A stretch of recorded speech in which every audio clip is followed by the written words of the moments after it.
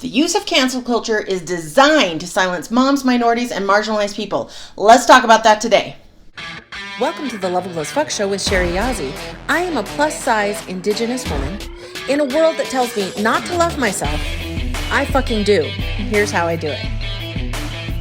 For more on how to defuck yourself, love yourself, and my emotional resiliency magnifying, life-transforming mindset hacks and self-care tools that you need to know now in order to transform your life and be happy as fuck, go to beloveableaf.com. That's beloveableaf.com. So in this episode, we are talking about cancel culture. It needs to be talked about because it is being used to silence moms, minorities, marginalized people. It needs to, we need a shift because it's not cancel culture. It's accountability culture. It's consequences culture. And as moms, we've been talking about this. Unlock your badass. Truly get clear on what you want. Start showing up and feeling good.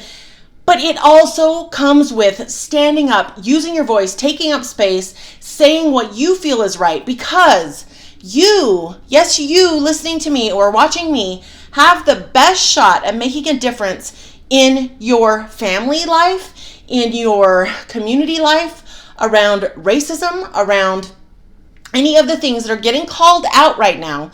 We are at a tipping point. So why as moms do we want to have, step into our power? Why do we want to remember who the fuck we are? Why do we want to unleash our inner bad bitch? Why do we want to be badasses? Well, for me, it's to change the world so that the world is this beautiful place for my son to grow up in, not a place where I am nervous or teaching him to be smaller or in pushing him into that box so that he's safe from,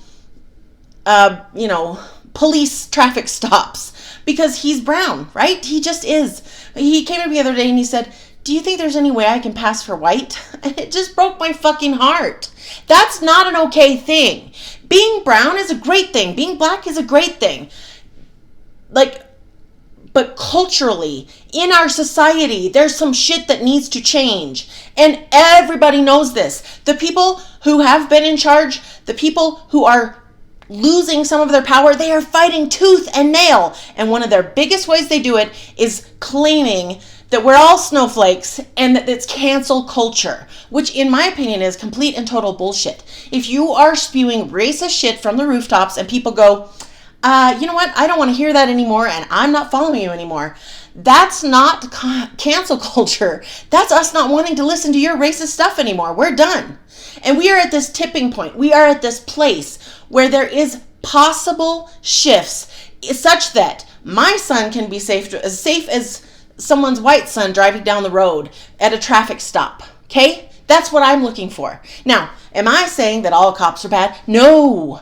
Am I saying that the system needs to change? Yes. Am I saying that there's something else available? Yes. Am I saying that it no longer has to be the way that it's been?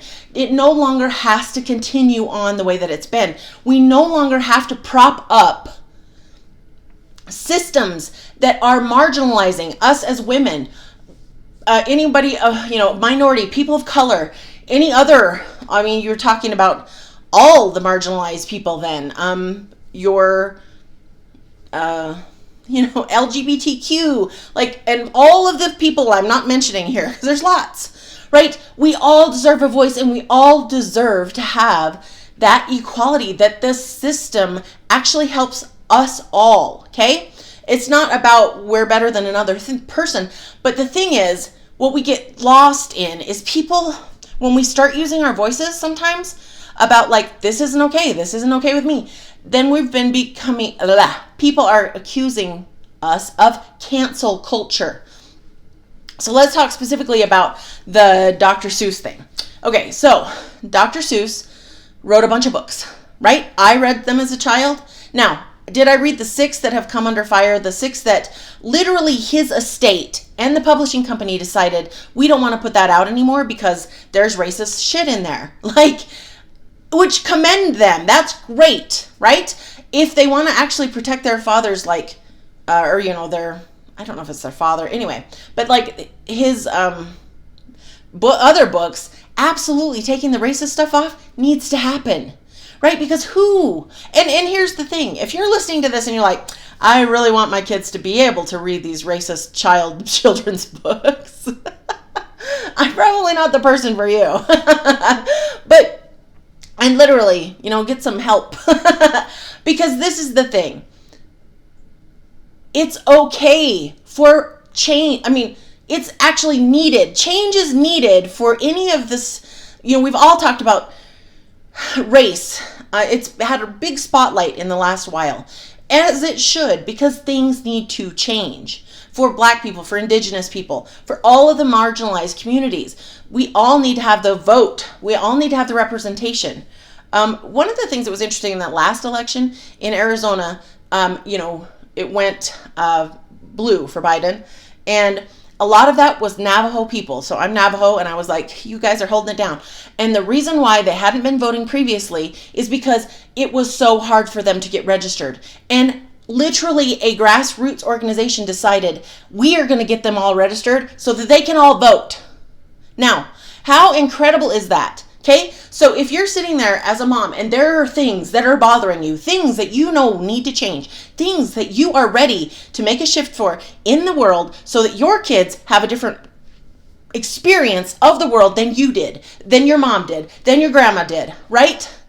Then now's the time, because there's possibilities here. But it's not until we step into our power, we're willing to use our voice, we're willing to get out there in front of people, that shit can change. And it can be as simple as a grassroots organization actually getting people registered to vote. It changed the vote in several states here in the United States, just barely. How amazing is that, right? So, let's get back to the Dr. Seuss thing. I'd had a little tangent there. Okay, so for those of you on the podcast, I get so whatever, and I had to adjust my bra because it's moving, because I'm moving around so much. Anyway, okay, so the Dr. Seuss thing.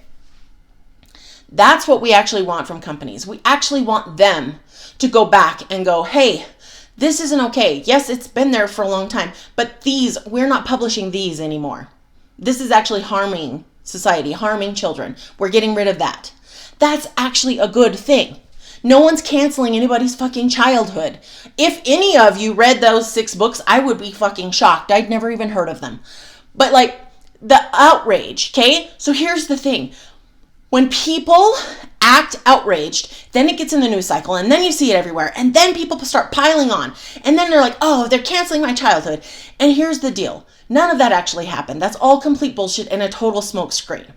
So when people if you are standing up and saying what you feel and how you want it to go and making a difference, and someone is accusing you of cancel culture, I want you to just take a breath, pat yourself on the back, and know that you're doing a good goddamn job. Because it's accountability culture. It's consequences culture. That's what it is. I've been paying the consequence my whole life. I have gone against the grain. I was fighting against the Redmond mascot when I was back in high school, right? And I literally had adult people, I was on the school paper. I wrote a thing about how racist it was and why it shouldn't be there. And I had adults writing into the school paper, arguing with me about that it was great. You know what I mean? And it was astonishing to me. So I have been willing to be canceled, be willing to use my voice. And yes, do I pay a price sometimes? For sure. Are there people who have followed me who are conservative or who went all the way to the Trump side? For sure. Are there people who paid me that went that way? Yes. Did they not ever want anything to do with me after I really started speaking out about how I feel? Yes. But that's okay. Do you see what I'm saying? So if someone wants to be a great big old racist and you no longer want to support them and their media company no longer wants to support them, and that's not canceling. That's somebody going, do we really want this horrible, toxic voice out in the world? Do I, as this company, do we want this company to support this toxicity out into the world? And if they say no, that's not canceling. That's literally like, hey man, we don't like this. We're not standing for this anymore. We are out of here. Bye. Or you're out of here, more accurately. And that is the thing I want to drive home. Accountability culture is a big deal because people who've been famous, People who, let's talk about Marilyn Manson.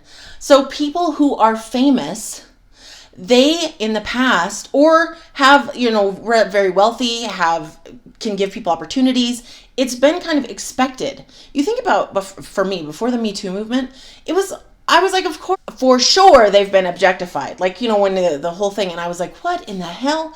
Like, of course, it's just the way it is. And then through that process, I went, wait, what if it doesn't have to be that way? What if we don't have to accept that? What if we don't have to accept being objectified? What if we don't have to accept being rubbed against and yucky, gross things? What if we can say, no, that's not okay? What if our workplace supports that's not okay? What if the world supports that's not okay? What if the world supports that our bodies are our own? What would it be like? It was this opening to me of it doesn't have to stay this way. And that's what's been happening. So it's not canceling. But if you are going to torture and abuse women, I would hope that your record label would want to drop you. Do you see what I'm saying? So you can call it cancel culture, and they do, because they want us to sit down, shut up, and just deal with the way that it's been. Why? Well, it's to the benefit of the system that we are actually trying to change. They don't want change. They don't want equality. They don't want those things. But if you do, now's the time to step fully into your badass, start using your voice, because who can we make the biggest difference with? Who can we make the biggest difference with? Well, our kids, obviously. So is there anybody in our frame of reference, anybody who's around our children a lot, who's spewing racist nonsense, who's saying things that you are not okay with, that you don't want your children to internalize? Are your children reading books that you're like, whoa, that's not okay? When my son was in 5th grade, they were reading a book, and he's telling me about the book, and he was kind of excited about it. And it was a story of, a pioneer boy and a Native American boy. Of course, I think in the book he was an Indian boy. And so I looked it up because I hadn't read it. And I went through, and the issue was, it wasn't like a blatant. Some of them are awful. Like you read them and you're like, But this one was just underneath the surface. Kind of that Native Americans were lazy was kind of the message. Native American men are lazy, and it was very interesting. So I actually did a whole research thing on it, and I called up his teacher and I said, hey, this and this, and I talked to her about how Native American children a lot of times feel in school, and she's like, well, we'll stop reading it. And they read a different book, a book that wouldn't hurt anybody. Is there different ways to learn? For sure. But do you have to do it in a way that makes the brown person or the native person or the indigenous person or the black person feel like shit as they're sitting in that classroom reading those stories? No, of course not. There's so many ways to teach what you're trying to teach. And there's so many wonderful stories now out there that are from other perspectives. I don't know about you, but and I don't know, again, what color you are and everything, but I'm a Navajo woman. I'm half Navajo, I'm half white, so I am a multiracial woman, and I am so sick of every fucking perspective we see on TV, the stories that are being told, the books that we're reading. Almost all of them are white dude perspectives. Do I like white dudes? For sure, my husband's white dude. Love him. But do I want every perspective that I'm seeing in the media, every story I'm seeing, every book I'm reading, every show, even shows I love, like Ted Lasso, that's all told from a perspective of a white guy. We were just watching Scrubs. Again, it's all told from JD's perspective. He's a white guy. And it's like, it's inundated. It's everywhere. It's the perspective we think has the value because it's what's been taught to us. And we can stop and go, no. No. I want stories from someone who looks like me. I want to see more Jason Momoas out there, multiracial actors out there. I want to see more stories straight up with only black people in them. or where it's all black people and one white person. Just to flip the script a little bit, right? So it's possible. We're at this tipping point where things are starting to change. But we, as moms, the powerhouse badasses that we are, need to stand up, look for anywhere in our lives that we're not okay with what's being indoctrinated into our children, We need to advocate with the teachers. We need to advocate with the school system. We need to advocate with our family members. If you have somebody who you're like, yeah, that's just Uncle Joe. I mean, he's really racist. Yeah, start standing up so that your kids know what it looks like to stand up to a racist, period. It's not comfortable. It's not fun. I've been doing it my whole life. Granted, I have more skin in the game since I'm a brown woman. But if you are ready, if you're like, yes, I want to be part of that change. I want to be part of the accountability culture, of the consequences culture. I no longer want to step over this stuff. I want to show my kids that this is what it is. You need to get into your badass space and start standing up for you and your kids and what you want and the world you want to see. Because it goes all the way down to how we feel about ourselves when we look in the mirror. Have you ever noticed that, like, growing up, like, what you see, now it's changing. And this is my point. This is the tipping point, and why it's so crucial that we keep doing this and standing up and using our voices is because when I was younger, I remember when they came out with Cabbage Patch dolls, and they were like, oh, it's a doll who looks like you. You can get one with your hair color. And I was like, oh my gosh, I was so excited. And then I go to the store and there's not one brown Cabbage Patch doll. They were all white with all different colors of hair, but it didn't help me because it didn't look like me. And then somebody, after seeing this, they found me a black Cabbage Patch doll. Again, didn't look like me, but it was a step in the right direction. So what I'm saying is, all these little things that we step over, all these things that could be considered cancel culture, it's actually just a request for things to shift, for there to be all different kinds of dolls for kids to play with, for all different kinds of kids to play with dolls. Like, it's this subtle shift that we can actually affect with our kids by providing that example, by advocating with the teachers. And then it comes all the way up to, I don't know about you, but what I saw growing up was, Victoria's Secret models. We're talking size zeros, double zeros, usually blonde, right? With an occasional brunette thrown in. Almost always white. Again, occasional multi-race person or something. A woman, I guess. And what does that do? What does that do when we think that's the standard of beauty? When we think that's the way that it should be? When we don't measure up to those things? What happens? It starts fucking with you, how you look at yourself in the mirror, how you feel about yourself, how you feel in your body, your worth. And I'm doing the quotes here, guys, because that's all bullshit. Who said that someone skinny who resembled more the clothes on the hanger versus the curves was the thing?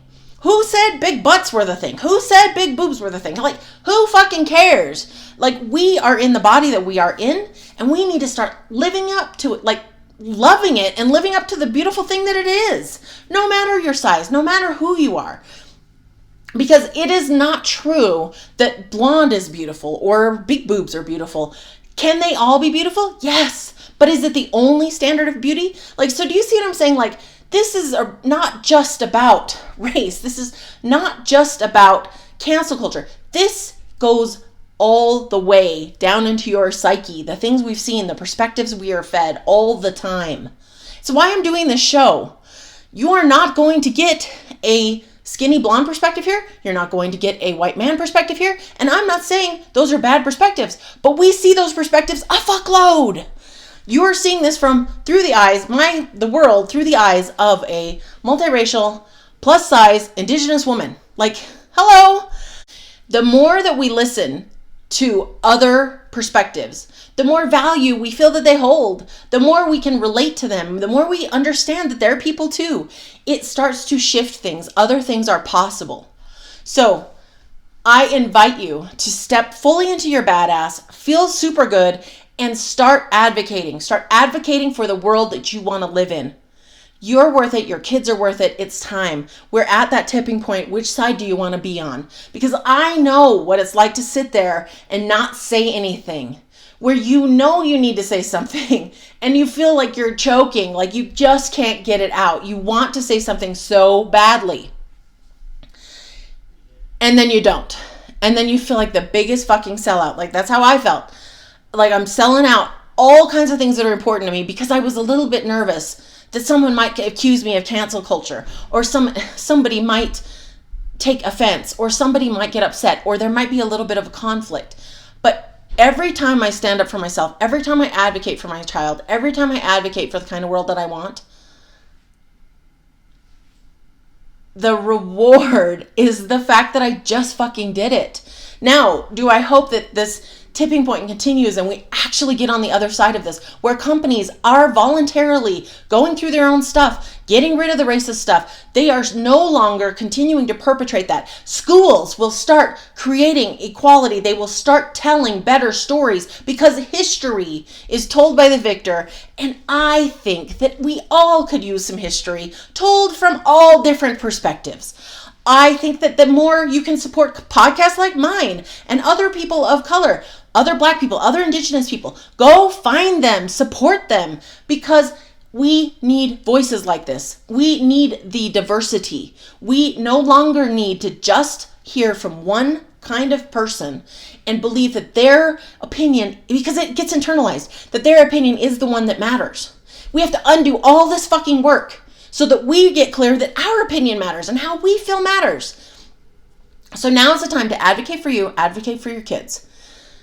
And I would say, if you're like, okay, cool, how do I do all this? How do I step into that power? Go down into the description here and click that link. Come join the course. Your power is inside of that because it's already inside of you. It's just about unlocking it, reclaiming it, stepping into it. All right, in case nobody has told you yet today, you are lovable as fuck just the way you are. To send me your questions or stories, email me at lovableafshow@gmail.com. If you loved the show, please comment, like, and subscribe if you're on YouTube. And if you're listening on the podcast, please leave a review and subscribe to help me get this show in front of more women who need to know that they are lovable as fuck just as they are. Check out the show notes or go to belovableaf.com. That's belovableaf.com for more of how to unfuck yourself, love yourself, and be happy no matter your size. I said it before and I will say it again. You are lovable as fuck just as you are.